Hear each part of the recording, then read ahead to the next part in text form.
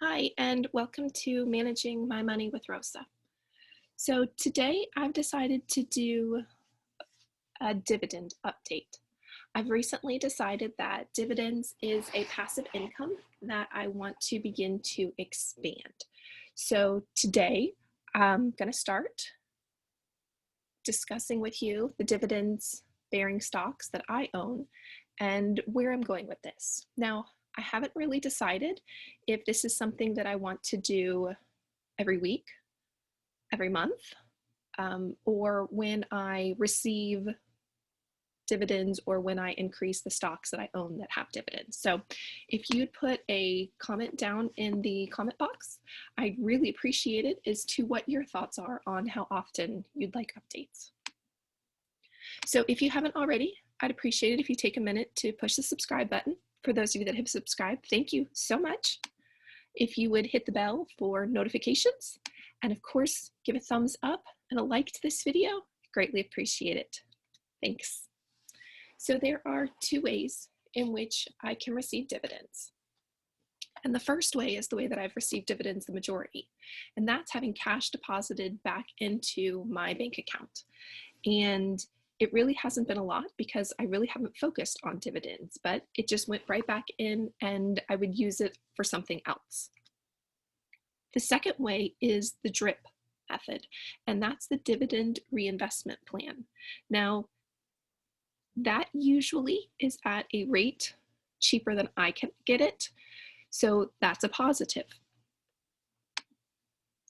So currently, I started the year with four dividend bearing stocks that I didn't realize were dividend bearing stocks. The first three are BTG, FNV, and Gold. All three of them are gold companies that mine gold. The fourth company was Apple. And when I started really looking into dividends and what I wanted to get out of dividends, I realized that Apple only had about a 0.5% dividend yield.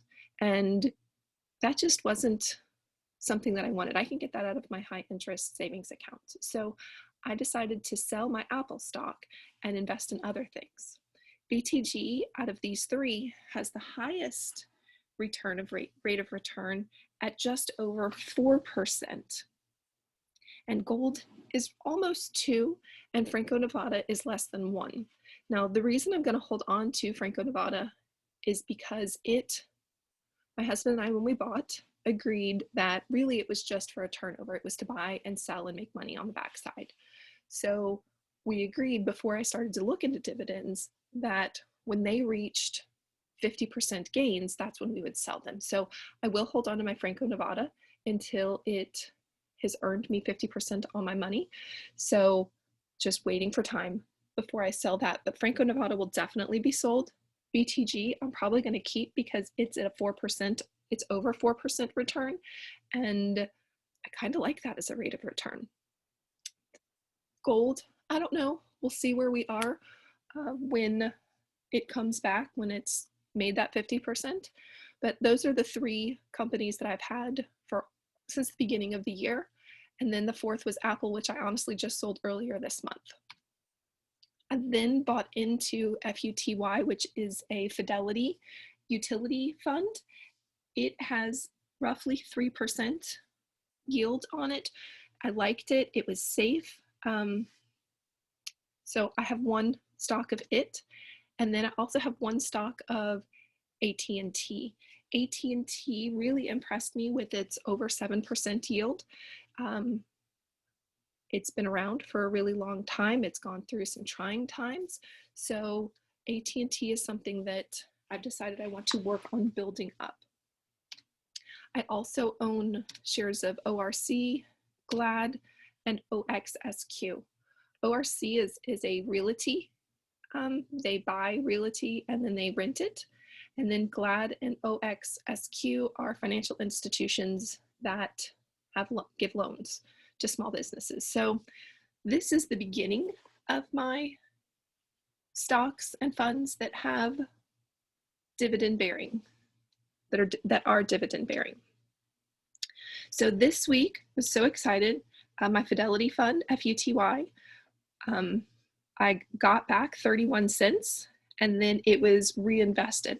And the great thing is when I tell it to reinvest, I don't have to do anything to it. My brokerage automatically takes care of it. So it is fantastic. I don't have to think about it at all. So this week, my earnings went up by 31 cents. Really, that doesn't sound like a whole lot, but when you look at, so that top line for the year is 18, or is Apple, my Apple stock, and I was getting 22 cents per share. I only had one share. It was expensive when I originally, well, it was what I considered expensive when I originally got it. And then the $3 is my BTG, the 78 and 90 cents is my gold, and then the $1.08 is my Franco Nevada. So really excited about starting to go from quarterly dividends to the ones that I've recently invested in.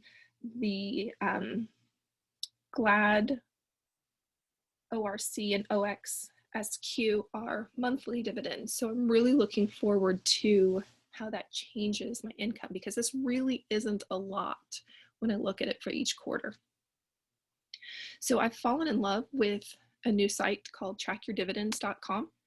It houses all of my stuff that I have. So right now I have $1,600, almost $1,700 invested in stocks and funds that will earn interest for me.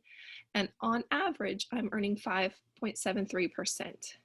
My goal is to earn at least 4% and preferably higher, so that I know that my money's growing faster. I know that my annual income, I should be earning about $95 a year. That's not a lot. Right now, my goal is to earn consistently $10 a month. I'm not there yet. I need to be at 120. So I'm working my way to it. And then it houses what my stocks are that I own, expected dividends. This is probably one of my favorite views, is this upcoming dividends, because it breaks it down, what it looks like each month. Now, you'll notice that quarterly, once a month, I have extra things that are going to be in there. Those are my quarterly dividends. And then I've also bought into dividends, into stocks that will pay me monthly as well. And then there's this view, and I love this view. So this is talking to me about how much I should be getting each month. So I know that my BTG right now, with the cost of what BTG is, I know that I'm going to earn one stock every quarter, and that's really cool. My Franco Nevada, definitely not, because remember that's less than 1%, but that's okay.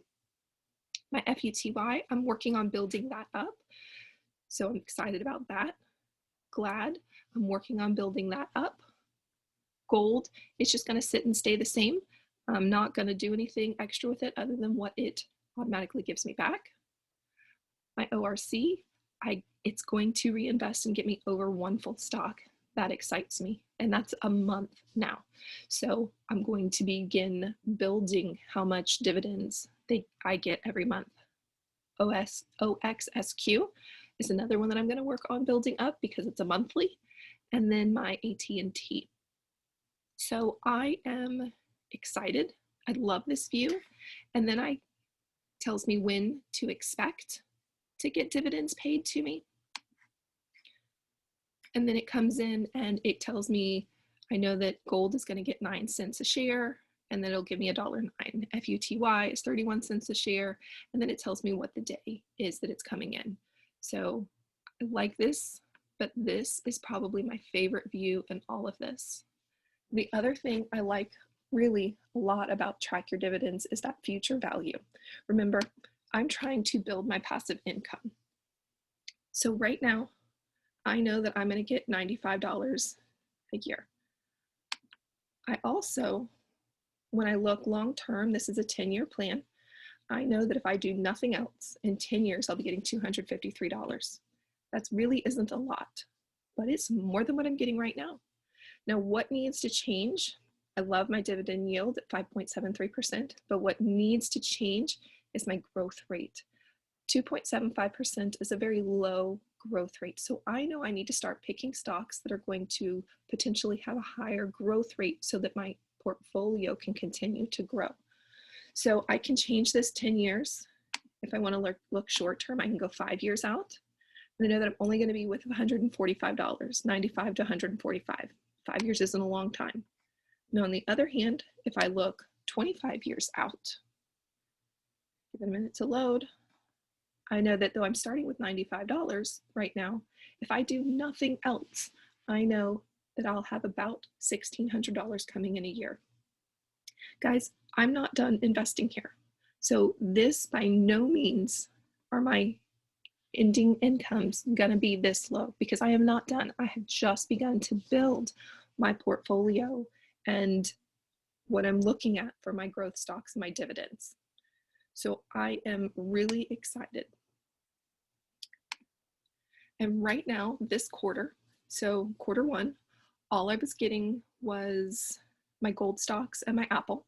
So I earned $5.07 in quarter one. Quarter two, I earned $5.40. And that's because one of them increased a little bit in value. And so far in quarter three, which really has just started, this is the first month of quarter three, I have earned $3.15, which isn't a lot, but it's almost what I made this first one. And I've got stocks that are coming due in October, or I've got stocks that are coming due on, let's go back to upcoming dividends.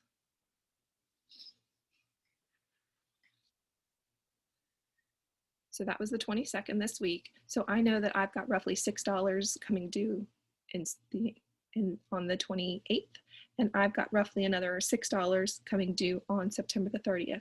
So I'm really excited to see. Oh, I think I said this was the first month in the quarter. It's not. It's the last month in the quarter.